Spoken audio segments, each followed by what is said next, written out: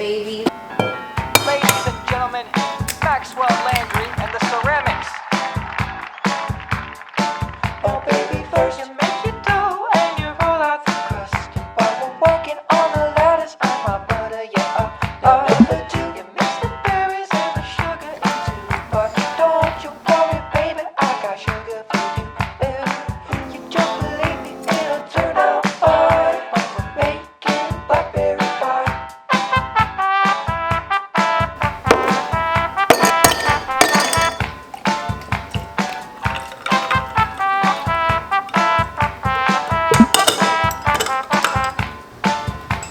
Welcome to another episode of the Condo Makeover series.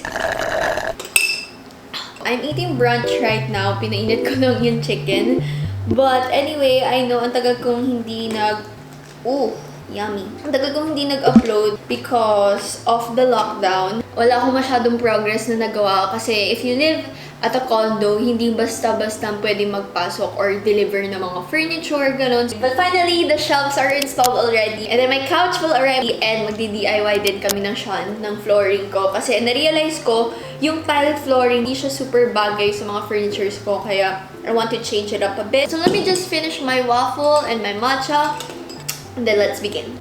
So, this is my records collection. It's not a lot like compared to others, but there's an online shop from Instagram. They're called as Old Souls Retro, and they were so kind because they gave me an Ariana Grande Dangerous Woman vinyl record, and I'm such a huge fan of Ariana Grande, guys. I made a website all about her and made Twitter stan account pa ako. Thank you so much to Old Souls Retro for this one. John Mayer, I got this from Satchme along with the Billie Eilish. And then this one, mura lang kasi siya. Binili na lang namin ni Sean kasi bagay siya sa palette.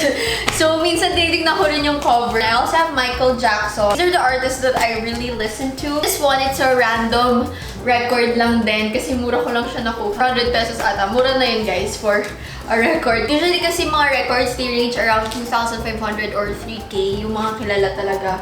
So, ayun. This one, I also have the Beatles and Britney Spears. And this is my record player. It's from the brand called Crosby. But first, I have to clean this part kasi parang may mga remnants pa nung shelves ng pagka-install. So I got this little vacuum from Shopee and ginagamit ko siya panglinis ng table and effective. Kahit ang liit niya, it's surprisingly effective. Okay, so these are all the room decor na pinagpipilian kong ilalagay dito. Pero I'm not gonna put everything. But anyway, I got this clock like last year pa, pre-pandemic, from True Value. I'm torn if I'm gonna put it above this shelf or dito sa may ref. Feeling ko bagay siya dito sa may ref. And then this one is a gift from an online shop. And ito, Events by Maynard. I got this at Dangwa near UST. This one, I thrifted this one. Sobrang hirap mag-mine sa mga furniture store, like online furniture thrift stores. I'm so happy that I got this. Telephone naman, I just got this from Lazada. Você viu só que amor, nunca vi coisa assim. E passo nem parou, mas sonho só pra mim. Se voltar, vou atrás. Vou pedir, vou falar, vou contar o que amor foi feito em prata. Olha, é como verão que teu coração salta de repente só pra ver a menina que vem. I almost forgot about this one. It's so cute. It's like a retro speakers. I got this from Shopee. Cute naman to. Parang ang weird lang. Parang ang ginagawa ng pixel sa record. Okay lang? Doesn't make sense to you, but it makes sense to me. Oh my God! Ang ganda!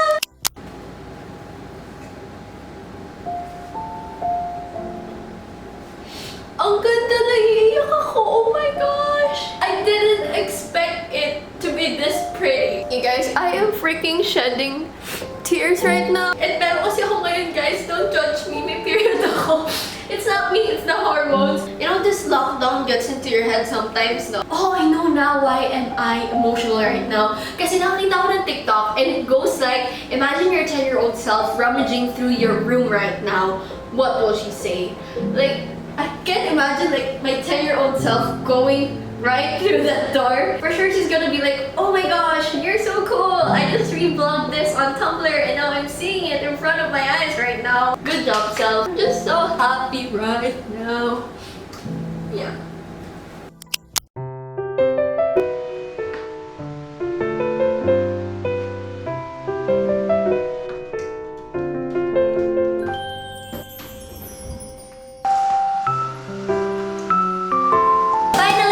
Carpet is here and my couch is also here. Anyway, I'm so happy of how everything is turning out so far, and I'm just gonna set this up. Hang on, I need scissors.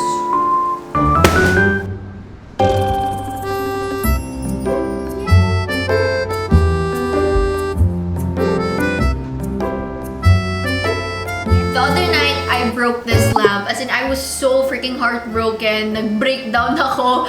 Kasi this is like my favorite lamp sa unhealthy lamp collection ko. Ayun, buti na lang may collection ako and I found this extra frosted globe that fits perfectly. Like nothing happened. And this is like a second life for my lamp. So... Oh, di ba? Parang talk show lang ang datingan. Well, Tito Boy. So, this is my couch now. And to be honest with you guys, I was honestly leaning more towards the cloud couch. But the thing is, I couldn't find any supplier here in the Philippines that could accurately make a cloud couch. Kasi yung iba parang trial and error pa, gano'n. Kasi mahirap talaga siyang gawin and it would cost a lot of money.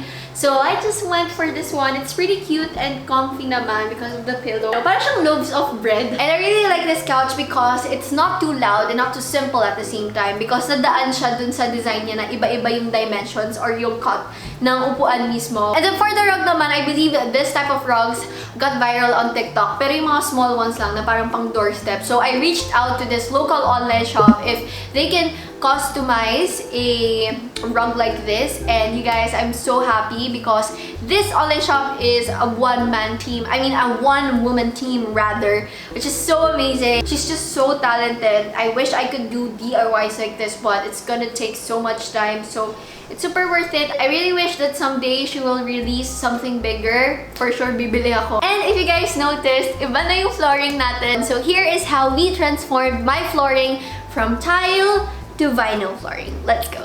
Hey guys, it's Ashley. And Sean. It's Ashley and Sean's DIY show. So for today's video, we will change my flooring to vinyl flooring. Di ba vinyl? Vinyl. Kahit ano? Okay, whatever. It's gonna be a difficult job. Like, I feel like I can't do it alone. So, I asked for his help. So, let's give him a round of applause, please. Welcome to the channel. Game? Game na? Yeah. Oh, let's do the ano. Let's go! So, just to give you guys a context, the condo is around 47 square meters. And I wanted to cover the living room area, a kitchen, and also bedroom with vinyl flooring. So here are the things that I need for this DIY. Number one would be the vinyl floor planks.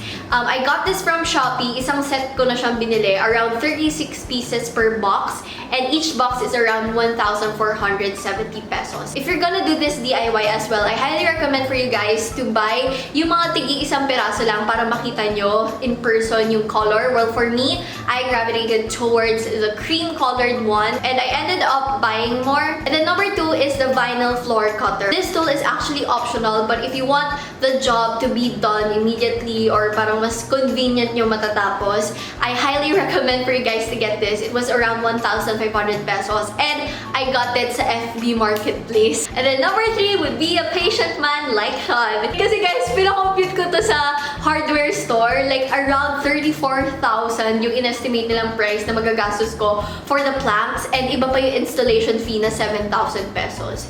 So, dahil ito naman ako ni Sean, I'm gonna save 7,000 worth of labor. If you wanna save money, get a honey. So the first step is cleaning the whole area, and second step is lay out the first few vinyl flooring. We decided to go for this alternating pattern to make it look more of a legit wood flooring, hindi yung parang dinikit mo lang, and I find this pattern easier than forming it all in one straight line.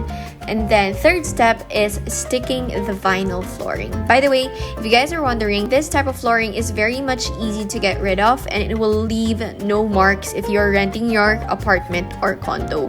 Pero overall, matibay naman siya and the quality is pretty thick. It is definitely comparable to the ones available sa hardware na mas mahal, and when you stick the flooring, so una lang kayo mahirapan, but once you get the hang of it, it's pretty easy to do and very satisfying. Just too good to be true. Heaven to touch and take my eyes off you. Fourth step is filling the gaps, and thank God Sean was around because I can't ever cut straight. This is the most tedious part of the job since you have to measure the gaps one by one. If you're gonna do this DIY and your area is kind of big, I highly recommend for you guys to buy this vinyl floor cutter, and I swear it's gonna save you so much energy, time, and effort. And this was just 1,500 pesos, and I can definitely say na super sulit siya. Alright, pause just to give you guys a context para makarelate kayo dito sa inside joke namin ni Sean. And as you guys notice, I am blonde now. Nagpakulay ako. Mom and Dad, don't kill me. But anyway, ayan, since blonde na ako ngayon, inaasar ako ni Sean na kamukha ko daw tong asong to. Pakita may tsura ng Siberian pa. Dewormed na po yan, may papeles po. Kaka-groom lang yan. Tingnan niyo yung buhok niya, no? Di ba napapatrim yung finger niya? Eh kasi sarado yung salon. Di naman nagawa ko siya. Like, it took him 10 minutes to figure that out. Very good. Very good.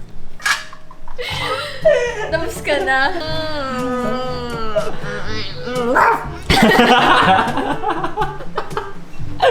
Walang tweets eh. And tada! This is the most satisfying part, I swear. Para kayo naglalagay ng puzzle piece pag in-insert nyo na yung missing piece. And then we went on, and it actually took us 2 days to accomplish this whole thing. Good morning, guys! Today is a new day, and it's day 2. Good progress, very easy. Parang puzzle. Okay, I will sing you a song, okay? Hold me close and hold me fast. This magic spell you cast. Turn into love songs. Wow. Give your heart and soul to me, and life will always be la vie en rose. Teamwork. Handshake. Let's go! Let's go. Okay. I remember someone asked me on Instagram, what is your favorite moment with Sean? And I answered anything and everything, because even during mundane moments, I tend to tell him that this is the best day ever. And I'm not overreacting at all. That's just the way I feel. Like, even during times that I feel like I am such a ball of energy and craziness, he's just there to, keep me sane and make me feel so safe and comfortable. Even doing tedious tasks like this means so much to me. And like, you would really see how patient he is as a person. Sobrang game talaga niya ako tulungan. It took us 2 days to finish this. I just really, really feel so thankful and happy. But anyway, here is the end result of the Condo Makeover series episode today.